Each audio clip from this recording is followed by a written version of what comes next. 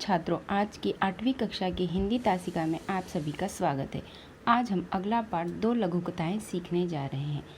लघु कथा की विशेषता ये होती है कि ये एक छोटी होती है, लेकिन इसमें सार बहुत निकलता है। ना तो ये लघुता को छोड़ती है, ना तो कथा को। तो आज हम देखेंगे हरि जोशी की 2 लघु कथाएँ। लेखक हरि जोशी का जन्म 1943 में मध्य प्रदेश के खुड़िया में हुआ। यह एक उपन्यासकार और कवि हैं। सेवानिवृत्त प्राध्यापक हरि जोशी जी की साहित्यिक रचनाएं हिंदी की लगभग सभी प्रतिष्ठित पत्र पत्रिकाओं में प्रकाशित होती रही हैं। इनकी प्रमुख कृतियाँ पंखुड़ियाँ, यंत्रयुग, अखाड़ों का देश, भारत का राग, अमेरिका के रंग आदि यह इनकी प्रमुख कृतियाँ हैं। तो चलिए अब इस पाठ के यह हैं शब्दार्थ। नींव और सही, जीभ का वर्चस्व, इन दोनों के जो हैं इन लघु कथाओं के यह शब्दार्थ हैं। इसे आप पॉज करके लिख और समझ सकते हैं। अब हम पाठ की शुरुआत करते हैं। बहुमंजिला इमारत की दीवार नींव से उठ रही थी। ठेकेदार नया था। भयभीत सा वह 1 तगारी सीमेंट और 5 तगारी रेत के मसाले से ईंटों की जुड़ाई करवा रहा था। अगले दिन अधिकारी महोदय आए। उन्होंने काम के प्रति घोर असंतोष व्यक्त किया। महोदय बोले, ऐसा काम करना हो तो कहीं और जाइए। अगले दिन संशयित नए ठेकेदार ने 1 तगारी सीमेंट और 3 तगारी रेत के मसाले से ईंटों की जुड़ाई की। संबंधित अधिकारी आए। उन्होंने नींव की दीवार पर एक निगाह डाली और गर्म हो गए। इस बार ठेकेदार को अंतिम चेतावनी दी, यदि कल तक काम में पर्याप्त सुधार नहीं किया गया तो काम बंद करवा दिया जाएगा। जब नए ठेकेदार की समझ में बात नहीं आई तो उसने एक अनुभवी ठेकेदार से इस समस्या पर उसकी सलाह चाही। अनुभवी ठेकेदार ने बताया कि ये महोदय रिश्वत चाहते हैं, इसलिए काम में कमी बता रहे हैं।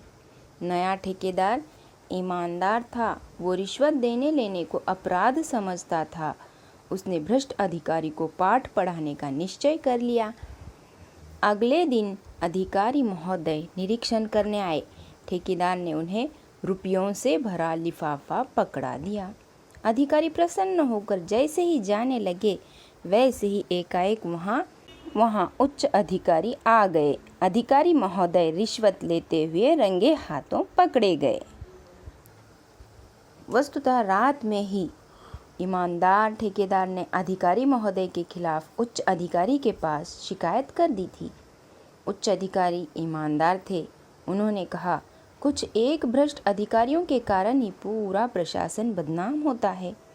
उन्होंने भ्रष्ट अधिकारी को दंड दिलवाने का निर्णय ले लिया। सच ही कहा है, बुरे काम का बुरा नतीजा। ठेकेदार और उच्च अधिकारी की ईमानदारी का समाचार चारों तरफ फैल गया। उनका सार्वजनिक समारोह में सम्मान किया गया। इस तरह से पहली लघु कथा नींव के माध्यम से लेखक ने भ्रष्ट लोगों का असली चेहरा सामने लाया है और बताया है कि ऐसे लोगों द्वारा किए गए बुरे काम का फल उन्हें हमेशा बुरा ही मिलता है। अगली छोटी सी लघु कथा जीभ का वर्चस्व। जीभ यानी टंग। पंक्तिबद्ध और एकजुट रहने के कारण दांत बहुत दुस्साहसी हो गए थे। एक दिन वे गर्व में चूर होकर जिह्वा से बोले, जिह्वा यानी टंग, हम 32 घनिष्ठ मित्र हैं, एक से एक मजबूत। तू ठहरी अकेली, चाहे तो तुझे बाहर ही न निकाल दें। जिह्वा ने पहली बार ऐसा कलुषित विचार सुना था। वह हंसकर बोली, ऊपर से एकदम सफ़ेद और स्वच्छ हो, पर मन से बड़े कपटी हो। कलुषित यानी अपवित्र और दूषित। ऊपर से स्वच्छ और अंदर से काले घोषित करने वाली जीभ। वाचालता छोड़, अपनी औकात में रहे। हम तुझे चबा सकते हैं, यह मत भूल कि तू हमारी कृपा पर ही राज कर रही है। दांतों ने किटकिटाकर कहा। जीभ ने नम्रता बनाए रखी,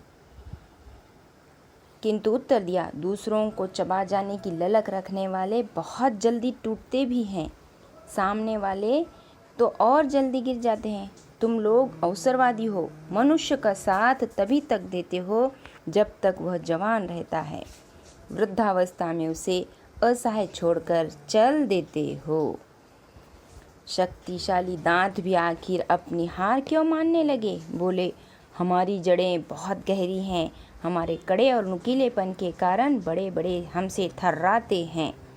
जिह्वा ने विवेकपूर्ण उत्तर दिया, तुम्हारे नुकीले या कड़ेपन का कार्यक्षेत्र मुंह के भीतर तक सीमित है। विनम्रता से कहती हूँ कि मुझ में पूरी दुनिया को प्रभावित करने और झुकाने की क्षमता है। दांतों ने पुनः धमकी दी, हम सब मिलकर तुझे घेरे खड़े हैं, कब तक हमसे बचेगी।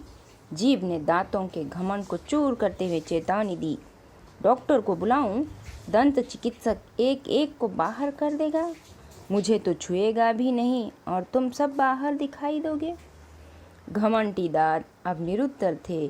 उन्हें कविता की यह पंक्ति याद आ गई, किसी को पसंद नहीं सकती बयां में, किसी को पसंद नहीं सकती बयां में, तभी तो दी नहीं हड्डी जुबान में, तभी तो दी नहीं हड्डी जुबान में।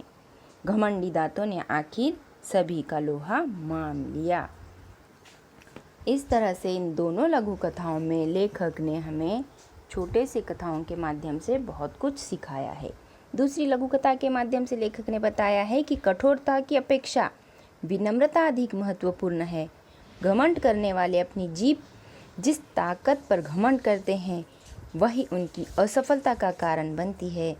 घमंडी का सिर हमेशा नीचा होता है, अतः हमें घमंड नहीं करना चाहिए।